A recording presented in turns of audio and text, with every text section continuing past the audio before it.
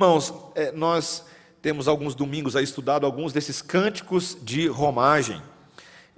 Os cânticos de romagem, essa seção dos salmos, do saltério que nós nos encontramos, eles são muito interessantes. Eles são como se fossem um inário dentro de um outro inário, né? Os salmos em si são o grande livro de cânticos do povo de Deus, mas os cânticos de romagem, eles eram cantados particularmente naquele momento que Israel realizava a sua peregrinação rumo a Jerusalém. Às vezes eles são chamados cânticos de degrau, quando eles estavam ali subindo rumo a Sião e relembrando, recontando as coisas que o Senhor realizou na sua vida. Agora, existe um outro tipo de cântico de romagem que eu particularmente, como músico, como apreciador do jazz, eu gosto muito. São os negro spirituals. Já ouviu esse termo antes? Os cânticos que são baseados na música negra, inspirada lá pelos escravos, lá principalmente na África, mas também nos Estados Unidos, no sul dos Estados Unidos. Essa categoria musical, e eu não vou aqui exibir os meus dotes vocais para vocês agora, mas vários desses cânticos são conhecidos na cultura popular e reproduzidos por aí em filmes que a gente assiste, né? Você já deve ter ouvido as Swing Low, Sweet Chariot. Já ouviu isso antes? Né? Amazing Grace, How Sweet the Sound. São cânticos que eram muitas vezes entoados pelos escravos e evocavam a dura lida que esses homens e mulheres e famílias haviam se submetido ao longo de tantos anos, terem sido feitos escravos, amargado sob a opressão de outros homens, mas aprendendo a buscar esperança dentro dessas circunstâncias. Os negro spirituals, essas músicas eram cantadas pelos próprios escravos quando eles estavam no seu labor ali trabalhando, e essa música era caracterizada por um tom de lamento com esperança. Ela é muito interessante. Eles murmuravam as notas, muitas vezes nem tinham letras, eles apenas murmuravam juntos os acordes e as melodias. Eles iam e aí eles iam adicionando letras. À medida que esses escravos eram evangelizados e o evangelho alcançava eles, muitas das letras que eles cantavam eram das letras da Bíblia que eles ouviam. As histórias do Antigo Testamento, de Moisés, dos filhos de Deus, de libertação, e eles iam se vendo nessas histórias, iam cantando essas histórias como se fossem as histórias deles mesmos. Queridos, nós estamos aqui hoje de manhã diante de um texto que parece muito um Negro Spirituals, bastante. Os elementos aqui são elementos de memórias de um Deus que libertou e tem libertado o seu povo no passado, mas que essas coisas mudam o nosso presente, mudam a maneira como nós encaramos o tempo em que nós vivemos, mas não mudam só o presente, mudam o nosso futuro também. Mudam a maneira como nós olhamos para frente, as nossas esperanças e o que nos motiva a trabalhar para a glória de Deus, a despeito de tudo que tem acontecido no passado. Um Deus que, apesar de ter agido em nós no passado, não vive conosco no passado, vive conosco no presente e deseja mudar o nosso futuro. É assim que nós devemos encarar este salmo, este cântico de romagem. E as partes do nosso texto são exatamente essas que eu acabei de falar. Primeiro, dos versículos 1 a 4, nós vamos ver justamente essas memórias de libertação no passado que nos impulsionam a promover essa mesma libertação no presente. E depois nós veremos a esperança de libertação futura que nos leva a nos submetermos à justiça de Deus hoje, nesse presente que estamos vivendo. Então, primeiro vejamos essa parte do passado, as memórias que mudam o hoje. Tá? Os irmãos devem ter percebido que o salmista aqui, ele está, ainda que seja um homem só, ele está personificando a voz de uma nação inteira. Ele está dando voz às memórias sofridas de Israel. Veja, ele diz aí logo no início: muitas vezes me angustiaram. Israel que o diga. Ele está aqui se recordando que não foram poucas vezes que o povo de Deus sofreu sob a opressão de tiranos, de déspotas, de inimigos dentro e fora do povo de Deus, inimigos que babavam sangue, tinham sede do sangue de Deus. Você já parou para pensar, quando a gente vai lendo o Antigo Testamento, de onde vem essa raiva toda contra Israel? Porque, meus irmãos, parece uma coisa meio estranha. No mundo hoje, tão cheio de diplomacias e democracias, é estranho notar a maneira tão irada com que, por exemplo, os assírios se levantaram contra Israel, ou os filisteus. Você lembra de Golias babando ofensas para cima do povo? Os amorreus, os amalequitas, os heteus, os perizeus, os cananeus, heveus, jebuseus. É como se Deus tivesse dito um versículo lá no início de Gênesis, logo depois de ter dito, disse Deus, haja luz, ele disse Deus, haja inimigo agora, para lidar. Pensa numa situação complicada, meus irmãos. E aqui o salmista está focando principalmente naquele regime de escravidão que Israel amargou sob o chicote dos egípcios. Eu não sei se você percebeu a metáfora visual que ele usou para descrever isso no versículo 3. Olha aí o versículo 3, deixa a sua Bíblia aberta. Ele fala, sobre o meu dorso lavraram os aradores, nele abriram longos sulcos. Você percebe a cena aqui? A imagem das costas surradas dos escravos, dos hebreus, que se assemelhava quase à terra lavrada pelo agricultor com arado manual. Eu não sei se você já viu como é que a terra fica. E agora o salmista está dizendo, as costas dos escravos eram assim, com aqueles sulcos extensos, a marca dos chicotes. Meus irmãos, que história sofrida Israel teve, não é verdade? E é interessante que a principal motivação dos inimigos de Israel não era de ordem apenas política ou militar, como alguém poderia pensar à primeira vista.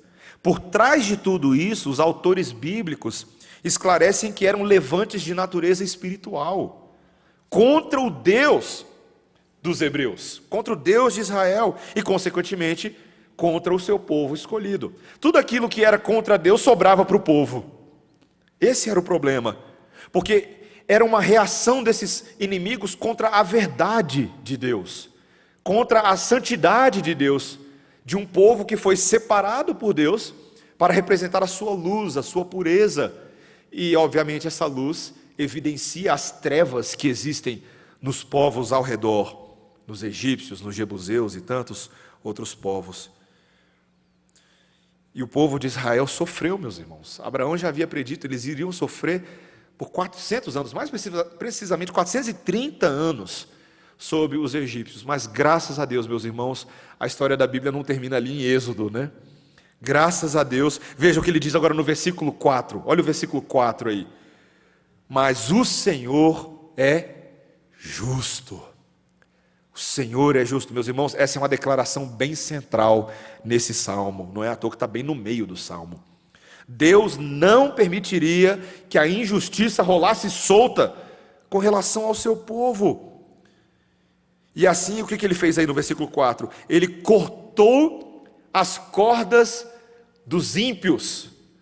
Imagina a cena, é como se o povo estivesse literalmente amarrado, preso por essas amarras, mas Deus veio e cortou com a sua tesoura celestial, com o seu facão.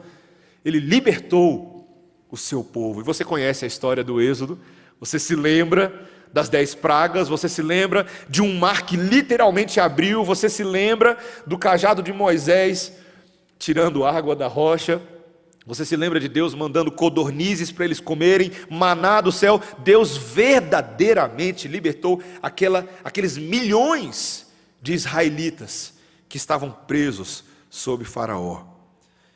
Mas o salmista não está preso só nessa cena tão gloriosa do Egito. Veja que no versículo 2, ele deixa claro que está se lembrando de muitos outros jugos do que somente os dos egípcios. Em cada uma das angústias impetradas pelos adversários, o que ele fala aí?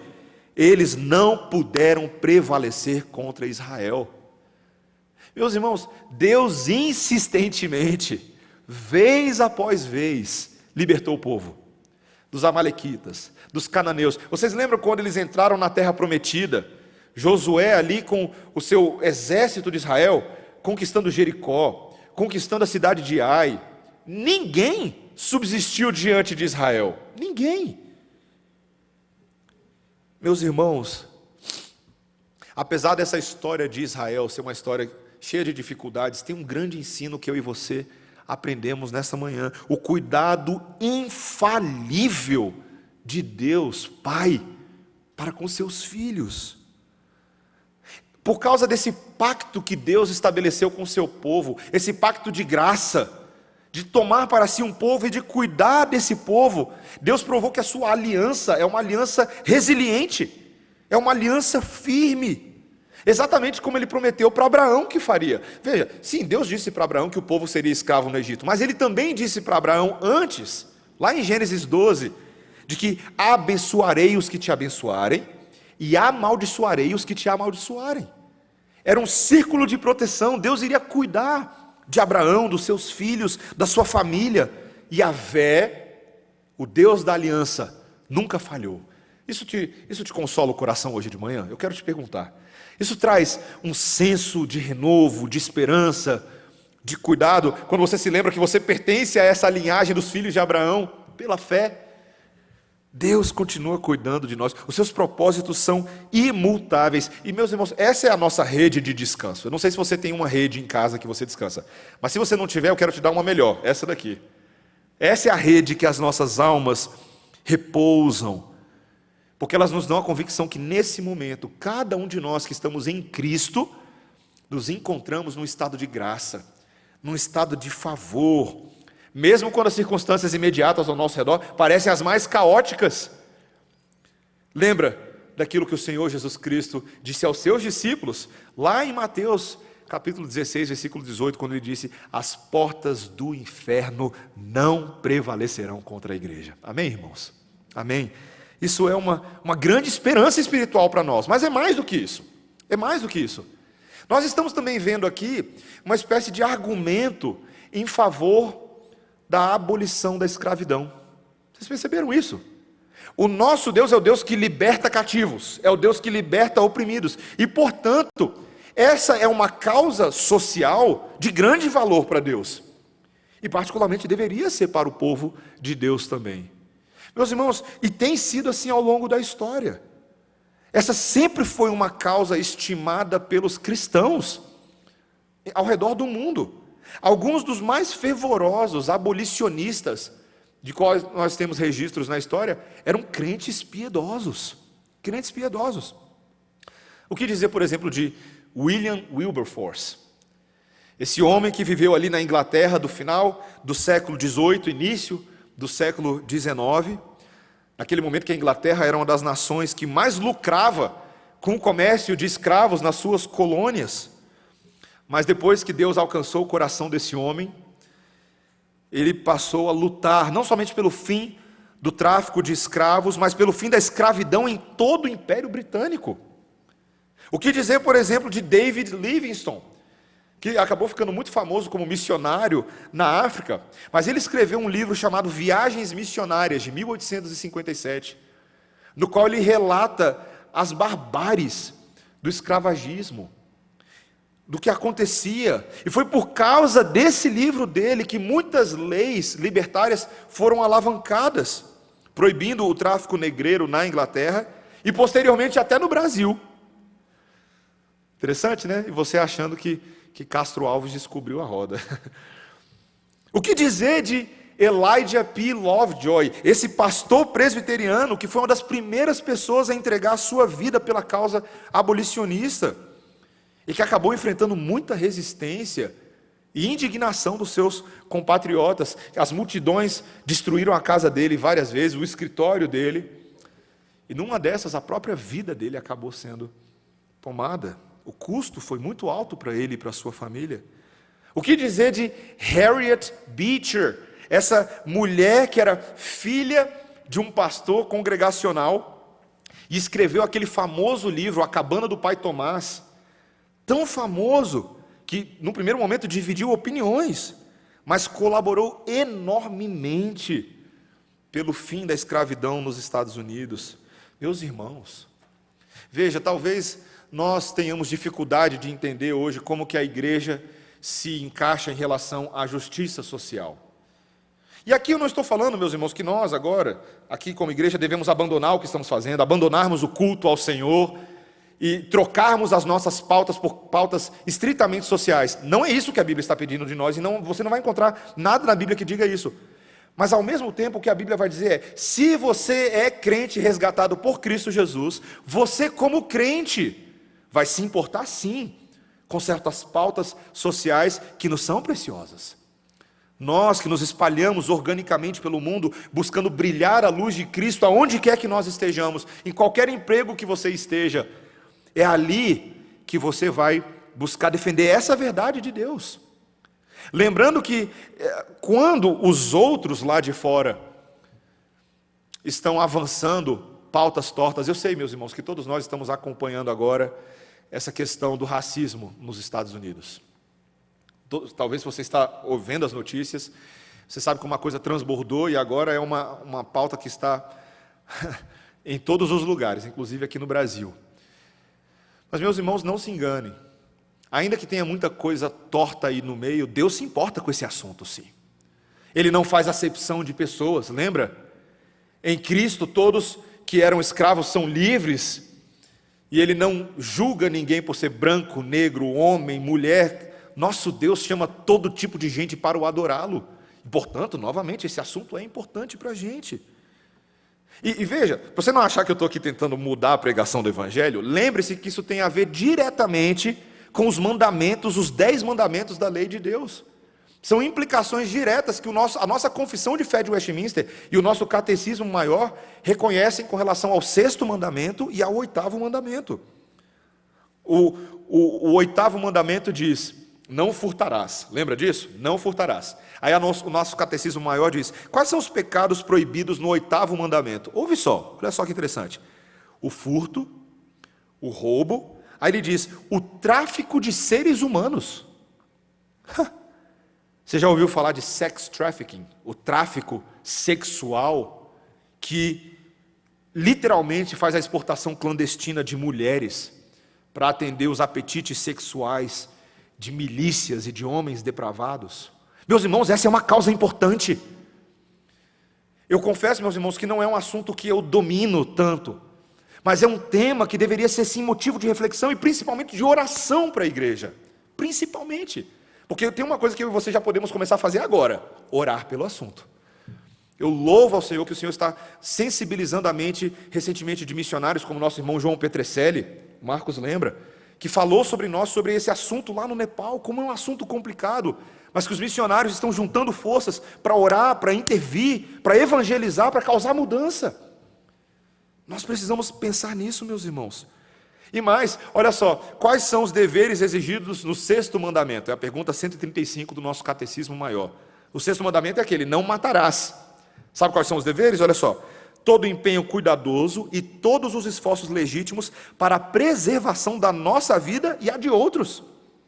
A justa defesa do próximo contra a violência e proteger e defender o inocente. Meus irmãos, a identidade das igrejas reformadas historicamente sempre foi essa. Igrejas que sim, que adoram e pregam o Evangelho, mas sempre que há a oportunidade de fazermos o bem àqueles que estão ao nosso alcance, devemos fazer, principalmente aqueles que são nossos irmãos em Cristo. Quando nós ouvimos que igrejas e irmãos missionários estão passando por essas e outras aflições, nós deveríamos sim intervir em oração diante do Senhor. É um chamamento para mim e para vocês, meus irmãos. E não é só lá longe, não, é aqui pertinho também, tá? É quando nós ouvimos de famílias ao nosso redor que às vezes estão passando por situações de abuso, casos complicados. Deveríamos orar, meus irmãos, buscar maneiras de ajudar, porque o Senhor requer isso de nós. São justamente as memórias de que Deus nos libertou no passado que nos levam a lutar no presente pela pregação do Evangelho e quaisquer implicações que essa pregação tenha. Esse foi o nosso primeiro ponto. E agora eu vou para o meu segundo e último ponto. Veja que agora não é só com relação ao passado e o presente, mas isso vai mudar o nosso futuro. É por causa do que Deus fez que agora há uma nova esperança para nós, para nos submetermos a uma nova justiça. É o que veremos aqui dos versículos 5 a 8. Veja que agora, a partir do versículo 5, você vai perceber que o salmista não hesita em pedir essa justiça divina, que ela continue lidando com os adversários que odeiam o povo de Deus. Olha o que está escrito aí, veja aí. Sejam envergonhados e repelidos todos os que aborrecem a Sião. Sejam envergonhados e repelidos todos os que aborrecem a Sião. Meus irmãos, isso aqui é o que a gente chama de imprecação. Veja, imprecação não é um ódio barato por pessoas com quem você não vai muito com a cara. Tá? Não é isso, imprecação bíblica. Imprecação é um anseio legítimo de que a honra de Deus seja preservada na maneira como as pessoas são tratadas. É mais ou menos assim: se os nossos inimigos buscaram nos envergonhar e nos humilhar, que agora o Senhor dos Exércitos, que é o nosso escudo, que é o nosso vingador, que Ele cause a eles o mesmo que eles tentaram fazer com a gente. Isso é uma imprecação. E veja como ele continua detalhando aí nos versículos 6 a 8.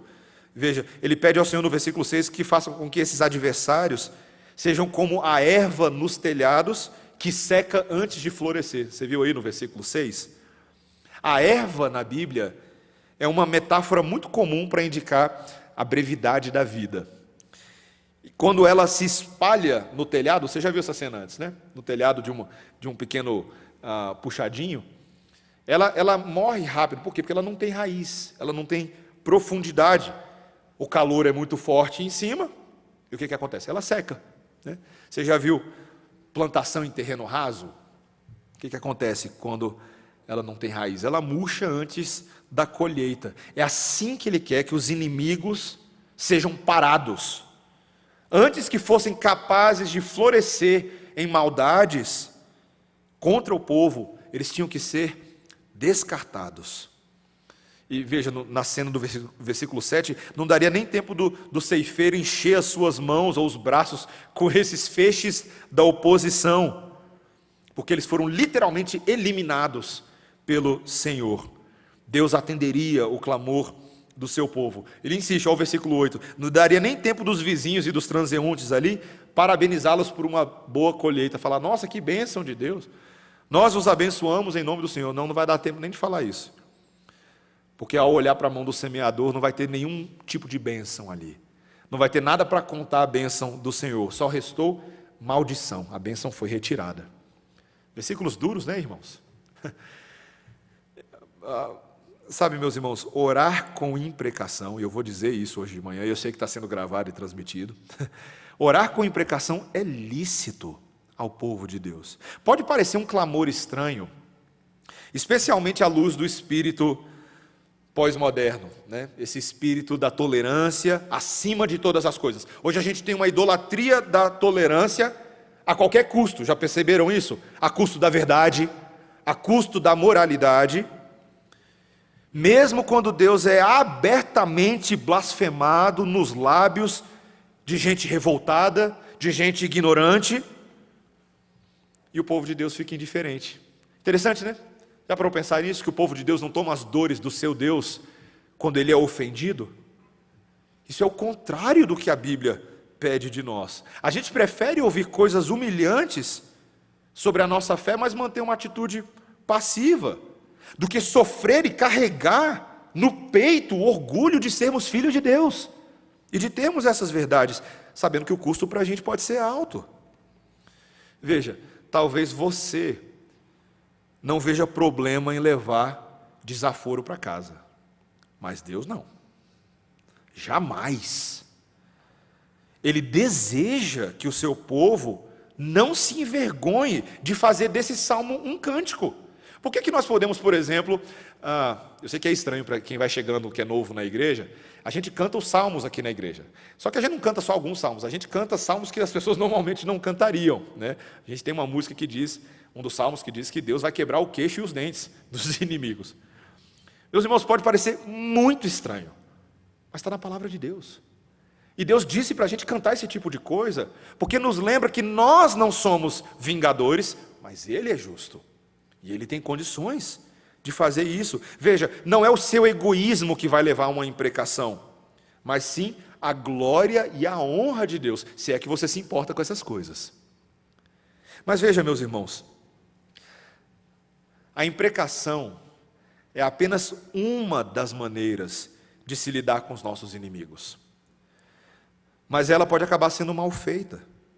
E nem sempre ela é a resposta mais completa. A verdade é que uma pregação mal feita pode acabar evidenciando os nossos corações tortos, os nossos corações mal motivados. Então a Bíblia, ela oferece para nós um caminho sobremodo excelente, em que Deus tem poder para fazer algo inimaginável. Você pode ler este salmo que nós estamos lendo sob outro ângulo, um ângulo melhor. Eu pergunto a vocês lembram que o profeta Isaías, lá nos seus oráculos, lá no capítulo 50, ele disse que haveria alguém que entregaria voluntariamente as suas costas aos torturadores? Lembra? Está lá em Isaías 50, versículo 6. Alguém por cujas feridas e chicotadas nós seríamos sarados. Você não faz muito a associação, eu também não faço muito naturalmente, de que o sofrimento particular com que Jesus sofreu por nós foi o sofrimento de um escravo. Já parou para pensar nisso? Que o tipo de punição que ele sofreu, ela era reservada às pessoas que eram consideradas menores, da mais baixa classe social, do extrato entre os romanos. Foi essa punição que Jesus sofreu. Ele se colocou voluntariamente sob os chicotes ardidos dos romanos. E por meio das feridas dele, a cura veio para nós. Não foi só chicotada, né, meus irmãos? Foram pregos, foi um madeiro pesado, foram palavras completamente descabidas, direcionadas àquele que era inocente, santo, justo. Por que foi necessário que Jesus sofresse essa condenação humilhante, pior do que a condenação de um escravo? Meus irmãos, por causa do pecado que há em nós. Eu não sei qual é a visão que você tem de si mesmo, mas eu quero dizer uma coisa verdadeira para nós nessa manhã. Nós nos assemelhamos mais aos opressores do que aos oprimidos. Por causa do nosso pecado, e veja, eu quero registrar aqui uma nota de tristeza e lamento na história da igreja cristã ocidental moderna. Nós jamais podemos nos esquecer de que enquanto alguns cristãos foram sim abolicionistas piedosos, muitos outros foram senhores de escravos, impiedosos, irresponsáveis por manchar o evangelho nos séculos 18, 19, 20. Eu vi isso de perto, meus irmãos. Eu vi resquícios dessa escravidão ainda presente nas realidades de algumas igrejas norte-americanas, em forma de racismo, em forma inclusive de, eu já até contei aqui na igreja uma vez, de ambientes ainda na igreja, nas igrejas que têm templos antigos, ambientes que eram reservados para os escravos, postes nas quais eles eram amarrados dentro das igrejas. Isso é absurdo, meus irmãos. Eu estou falando do século 20. Isso é absurdo. Momentos em que a igreja, infelizmente, apoiou institucionalmente essas práticas. E para você também não achar que eu estou fazendo esse curso de ideologia, tá? Isso não vale só para os brancos, não, tá? Quando se trata da realidade do pecado, etnicamente, todas as raças estão igualmente contaminadas. Não é só branco que é racista. É mulato, é pardo, é negro, é cafuso. Toda a raça humana, em Adão, é herdeira dessa semente, dessa raiz das trevas. E é por isso, meus irmãos, que o Evangelho brilha mais lindo e mais bonito. Porque todos, em todos os lugares, que foram alcançados pela graça de Deus, experimentam libertação dessa escravidão das trevas. Aleluia, meus irmãos. É graça sobre graça, é o que Paulo diz lá em Romanos 5. Sabe o que a gente chama isso? Se a gente falasse em inglês, é Amazing Grace. Vocês viram o que a gente cantou hoje de manhã? A graça eterna de Jesus, que veio libertar a mim, tão pobre pecador, ó graça singular. Essas palavras de John Newton, meus irmãos, se tornaram um hino para todos os pecadores em todos os lugares que foram libertos pelo poder de Jesus. Todos nós. E isso, meus irmãos, isso que Cristo fez por nós no passado, mudou totalmente o nosso futuro, não é verdade? Trouxe uma esperança para aqueles que estavam eternamente condenados, mas agora são livres para adorar, livres para servir a Deus. Meus irmãos, como é bom ter um futuro diferente daquilo que se esperava, né? Numa sociedade nossa que apoia tanto a ideia de um behaviorismo social, em que se uma criança cresce condicionada num certo ambiente, presa a certos valores da sua criação, as amizades corruptas, alguém diz, poxa, essa criança vai ser um marginal para o resto da vida. O Evangelho vem e muda essa dinâmica. Não é o ambiente que determina o futuro de uma pessoa, é a graça de Deus que determina o que vai acontecer com a gente. É a graça de Deus. Meus irmãos, essa esperança é carregada com força para dentro da Bíblia. Nós lemos hoje um trecho de um livro pequenininho, o livro de Filemão. Você já tinha lido esse livro antes? É um texto interessante, né? Você tem ali Paulo escrevendo uma carta a esse homem chamado Filemão. Quem era Filemão? Ele era um crente que tinha escravos. Veja, naquela época a escravidão é um pouco diferente do conceito de escravidão que nós temos hoje, tá? Os escravos muitas vezes eram mais tratados como servos, de fato, que tinham alguns privilégios, mas ainda assim eram escravos, eles pertenciam a um senhor específico. E aí, uma situação acontece, esse escravo chamado Onésimo, ele foge de Filemão, deixando para trás certas pendências. Só que esse escravo fujão, Deus coloca Paulo no caminho dele. E quando Paulo entra na história desse escravo, Deus também entra nessa história. Paulo prega o evangelho a ele e ele vem a se converter ali sob o pastoreio de Paulo. E agora o escravo fujão é tão crente quanto o senhor de escravo deles. O que faz agora? Como é que você resolve isso? Paulo escreve uma carta. Fala, Filemão, eu tô com um cabra aqui que você conhece, é o Onésimo. E eu venho escrever em favor de Onésimo. Porque agora, Filemão, Onésimo foi alcançado pela graça de Jesus. E Onésimo agora é tão irmão em Cristo quanto eu e você somos. E eu peço a você, Filemão, que trate ele agora não mais só como escravo, mas como seu irmão eterno. Como alguém que partilha da mesma esperança que a gente. Isso muda a dinâmica dos relacionamentos. Ele diz, Filemão, eu espero que você receba essas minhas palavras com amor, porque é isso que Cristo está fazendo. É isso que Cristo está fazendo. Vocês percebem, meus irmãos, como o Evangelho é a única fonte de poder para mudar essas dinâmicas humanas quebradas desse mundo. Por um lado, eu entendo as causas sociais e elas têm pautas que muitas vezes são legítimas, mas eu me envergonho de pensar que muitos estão tentando mudar o racismo estrutural, os preconceitos, apenas com cartazes. Não vai acontecer. Porque só Cristo pode pegar o coração racista e transformar num coração que ama. Só o Evangelho de Cristo Jesus pode transformar uma pessoa cuja vida é marcada por ódio, por violência, em pessoas capazes de perdoar, de reconciliar. O Evangelho de Cristo é poder de Deus, meus irmãos. E por isso que a gente jamais deveria se rebaixar a causas estritamente sociais. As causas são espirituais. Espirituais. Meus irmãos, quando a minha e a sua vida é transformada pelo Evangelho, como é que nós passamos a proceder? Como que o nosso futuro, a esperança futura, muda o nosso presente? Primeiro, eu e você devemos saber, e aqui eu estou fechando com algumas aplicações para nós, que nós devemos seguir o exemplo de Cristo por imitação.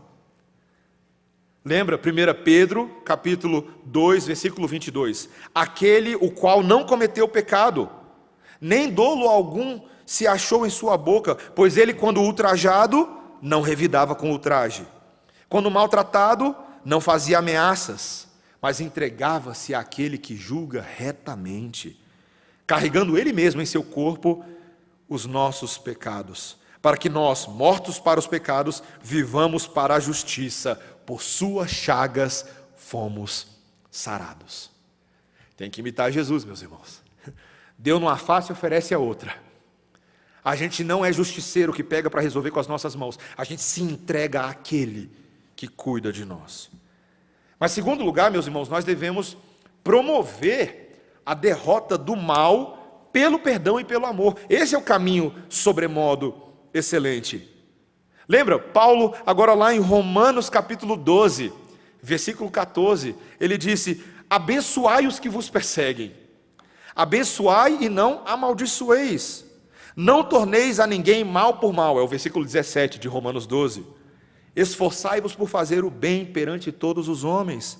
Versículo 19, não vos vingueis a vós mesmos, mas dai lugar à ira, porque está escrito: a mim me pertence a vingança, eu é que retribuirei. Versículo 20, pelo contrário, se o teu inimigo tiver fome, dá-lhe de comer, se ele tiver com sede, dá-lhe de beber, porque fazendo isso amontoarás brasas vivas sobre a sua cabeça. Não te deixes vencer do mal, mas vence o mal com o bem. Esse é o padrão do Evangelho. É assim que funciona. Meus irmãos, só assim, uma pessoa pode mudar da escravidão do pecado para o senhorio de Cristo. Nisso tudo há um chamado ao arrependimento. Essa é a minha terceira aplicação. Nós temos que chamar as pessoas a se arrependerem, para que elas não sofram a ira de Deus, que é reservada para aqueles que insistem no caminho de maldade. Meus irmãos, Deus não tem prazer nisso. Lembra, lá em Ezequiel, capítulo 18, versículos 30 a 32, a gente lê que Deus disse ao seu povo: olha, convertei-vos e desviai-vos de todas as vossas transgressões, para que a iniquidade não vos sirva de tropeço. Lançai de vós todas as vossas transgressões e criai em vós um coração novo, um espírito novo. Por que havereis de morrer, ó casa de Israel? Porque eu, o Senhor, não tenho prazer na morte de ninguém. Portanto, convertei-vos e vivei. Meus irmãos, nosso Deus não é um Deus sedento por sangue, querendo matar pessoas. Não é. Mas Ele é um Deus justo e santo. E nós devemos mudar os nossos caminhos e conclamar outras pessoas para que mudem os caminhos delas. Arrependam-se. Meus irmãos, é muito melhor servir a um novo Senhor, voluntariamente e por amor. Conta em meados do século XIX, que durante ali o comércio de escravos, que ainda era praticado em alguns lugares do sul dos Estados Unidos, conta-se que um belo rapaz estava sendo leiloado, e as ofertas estavam subindo, e aí quem ganhou o leilão sobre ele foi um inglês. E aí o escravo, percebendo que aquele homem, percebendo a nacionalidade dele, começou a repreender o novo senhor dele. Falou assim: bonito, né? Você vem aqui e me compra como escravo, quando lá no seu país a abolição já aconteceu. E aí esse senhor vira para ele e fala: eu comprei você para libertar você. E aquele escravo ali tomado de emoções, ele diz: então eu o servirei voluntariamente pelo resto da minha vida. Foi isso que Jesus fez com a gente, meus irmãos. Ele comprou a gente para libertar a gente, para que nós agora vivamos de maneira desimpedida, alegre, voluntária, para esse que por nós morreu e ressuscitou. Isso dá um belo Negro Spirituals, não dá?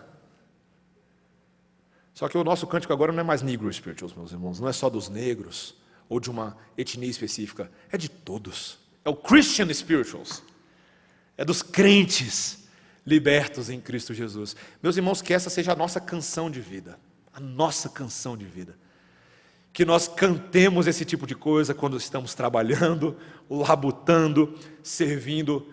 Coisas do tipo: I'm gonna go work in the highway, Jesus by my side. É um cântico que diz: eu vou trabalhar na rodovia, Jesus do meu lado. Esse é o nosso cântico. Esse é o nosso cântico. que esse cântico da romagem dos peregrinos rumo a Jerusalém celestial encoraje você e todos os crentes para que sirvamos ao Senhor pelo resto das nossas vidas, em nome de Jesus. Amém? Vamos orar, irmãos. Senhor Deus, vieram ao nosso Senhor Jesus Cristo com espadas e pedaços de pau, é o que está escrito lá em Mateus, e açoitaram o nosso Senhor como um ladrão. Mas o Senhor não é um ladrão, o Senhor é o caminho, o alívio verdadeiro, a verdade maior para aqueles que estão sofrendo neste mundo. Obrigado, Senhor, por ser verdadeiro para nós naquela hora de maior angústia das nossas almas e por nos curar por meio das suas chicotadas recebidas, Senhor. Obrigado, Senhor Jesus Cristo, pela libertação. Há uma grande alegria, há uma grande esperança em nós nesse momento. E queremos, Senhor, ter as nossas mentes nessa manhã impulsionadas a viver um futuro diferente com base na Tua obra em nós. Realiza isso na igreja, no povo de Deus em todas as partes do mundo, em nome de Jesus. Amém. Irmãos, vamos cantar um último cântico que expressa alegremente essa esperança do poder da cruz. Vamos ficar de pé e cantar.